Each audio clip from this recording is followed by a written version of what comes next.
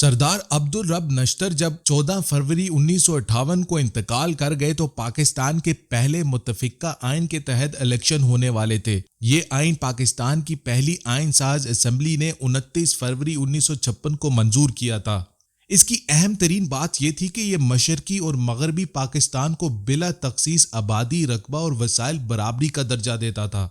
दुनिया के लातादाद मुमालिक जहां मुख्तलिफ कौमें और नस्लें आबाद हैं, वहां इस्तकलाल को रोकने के लिए आबादी के लिहाज से बड़े या छोटे सूबों को मरकज में बराबर का दर्जा दिया जाता है। कायदे आज़म के साथी मशहूर बंगाली रहनुमा हुसैन शहीद सहरवर्दी कहा करते थे कि मैंने बंगालियों से बराबरी का असूल बड़ी मुश्किल से मनवाया है और ये असूल दोनों सूबों के रिश्ते को मजबूत करेगा। सरदार अब्दुल रब नश्तर के इंतकाल के बाद जैसे ही खान अब्दुल कयूम खान को मुतफिका तौर पर मुस्लिम लीग का सदर चुना गया तो पार्टी में जान सी पड़ गई। उनकी शोहरत खैबर पख्तूनख्वा में 23 अगस्त 1947 से 23 अप्रैल 1956 तक 6 साल बहसीयत वजीर आला इंतहाई शानदार थी। उन्होंने कांग्रेस के जेरे असर सूबों और सरहदी गांधी अब्दुल गफ्फार खान की सरखबूश सियासत को अवामी फलाह बहबूद खसूसन तालीम के जरिए जड़ से उखाड़ फेंका था। यही वजह है कि जूं जूं इलेक्शन नजदीक आ रहे थे, मुस्लिम लीग की जीत यकीनी होती जा रही थी।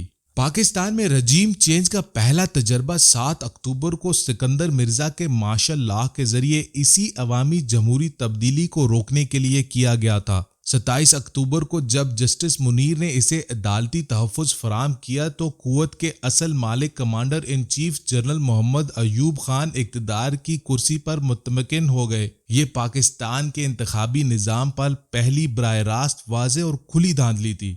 बराह रास्त वोटों से घबराए हुए हुक्मरान जो सिविल और मिलिट्री ब्यूरोक्रेसी की सूरत मुसल्लत थे, अब एक मुनज़्ज़म धांधली के मंसूबे पर अमल पैरा हो गए। अवाम को बराह रास्त वोट के हक से महरूम करने के लिए 1962 का ऐसा आइन मुरतब किया गया जिसके तहत अवाम अपने हलके से एक बीडी मेंबर मुंतखब करके फिर मजीद इंतखाबी अमल से लाताल्लुक हो जाते। ऐसे बीडी मेंबरान की कुल तादाद 80,000 थी, वो जिसे चाहे सदर मुंतखब करे और जिसे चाहे मेंबर असेंबली।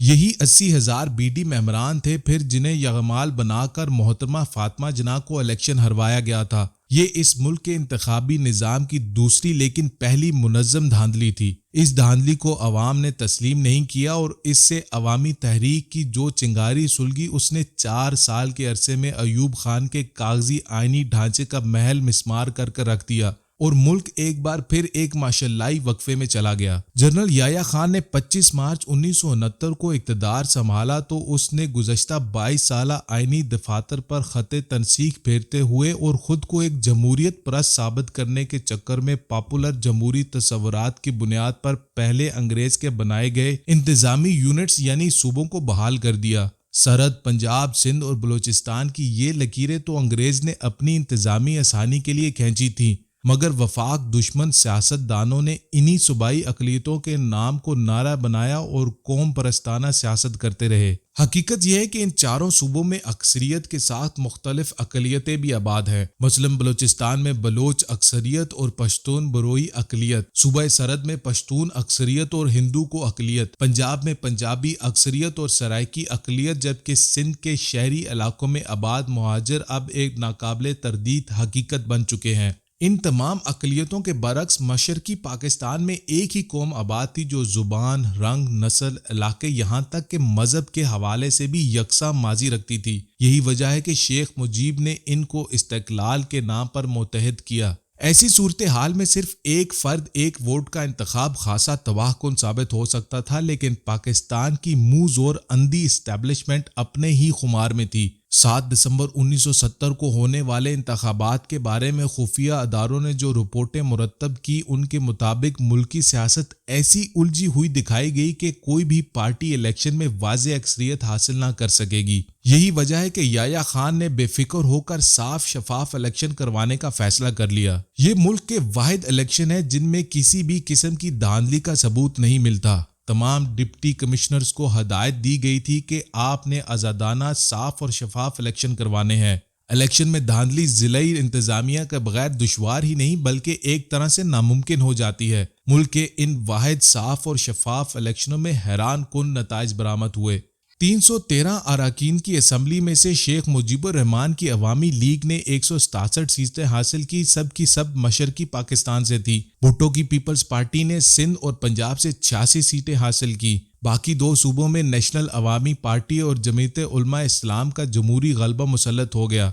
अब तीसरी और मुजरमाना किस्म की धांधली का आगाज हुआ। मशरकी पाकिस्तान में आर्मी एक्शन शुरू हो गया। फिर अवामी लीग को कालादम करार देकर उनकी 167 कौमी असम्बली की नशिस्तों पर ज़िमनी इंतखाबात कराए गए। अपनी मर्जी के नताइज हासिल किए गए और यूं 7 दिसंबर 1971 को नूरुल अमीन को वजीर आजम और जुल्फ़िकार अली भुट्टो को नायब वजीर आजम और वजीर खारजा नामजद कर दिया गया। लेकिन इसके सिर्फ 9 दिन बाद ही 16 दिसंबर को सकूते मशरकी पाकिस्तान का साहनिया हो गया। साफ शफाफ इलेक्शन नताइज तवक्को के बरअक्स दोबारा धांधली ज़दा इलेक्शन, अवाम का मानने से इनकार और सकूते ढाका। यह है तल्ख तारीख। 1977 के बराह रास्त साफ और शफाफ इलेक्शनों के नताइज ने इस मुल्क की इस्टेब्लिशमेंट को खौफजदा कर रख दिया। यूं लगा जैसे कंट्रोल उनके हाथ से निकल रहा है। अंग्रेज की 100 साला मुसलसल मेहनत से वो घराने जो 1920 से अपने हलकों में मुसलसल जीत से चले आ रहे थे, वो बंगाल और पंजाब की हद तक मुकम्मल तौर पर असम्बलियों से आउट हो गए।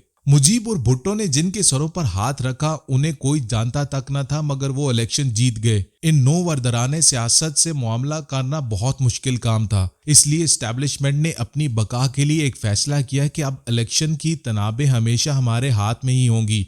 इलेक्शनों में धांधली की प्लानिंग जहां भी हो, उस पर अमल दरामद मुकामी सतह पर ही होता है। कोई भी इदारा, ख्वा अदलिया, फौज या इलेक्शन कमीशन क्यों ना हो, किसी के पास ना वो सलाहियत मौजूद है और ना ही इंतजामी ढांचा के वो हर हल्के में एक मुनज्जम धांधली कर सके। हर किसी को इस बदमाशी के लिए सिविल एडमिनिस्ट्रेशन की जरूरत होती है। यही वजह है कि 1977 के इलेक्शनों में जुल्फ़िकार अली भुट्टो ने भरपूर धांधली के लिए हर जिला के डिप्टी कमिश्नर और एसपी पुलिस को अपने साथ इस तरह मिलाया कि पार्टी के टिकट भी उनकी सिफारिशात की बुनियाद पर बांटे गए। 1974 में शनाख्ती कार्ड आने की वजह से धांधली जरा सी मुश्किल हो गई थी, लेकिन शातिर इंतजामिया ने पहले कुछ सीटों पर बिना मुकाबला जीत और फिर इलेक्शन के दिन खुली ताकत के इस्तेमाल से धांधली का एक ऐसा तमाशा लगा दिया कि 7 मार्च 1977 की शाम को जब कौमी असम्बली के नताइज सामने आए तो लोगों ने उन्हें मानने से इनकार कर दिया। जैसे ही पीपल्स पार्टी की जीत का ऐलान हुआ तो पाकिस्तानी कौमी इत्तेहाद ने 11 मार्च 1977 के सूबाई असम्बली के इलेक्शनों का बायकॉट कर दिया। ये बायकॉट इस कदर कामयाब हुआ कि खुद पीपल्स पार्टी का वोटर भी अवामी रद्द अमल के खौफ से वोट देने नहीं निकला था। ये इस्टेब्लिशमेंट का बराह रास्त इलेक्शनों में धांधली का पहला भरपूर तजर्बा था, जो इंतहाई भोंडा और नाकाम साबित हुआ।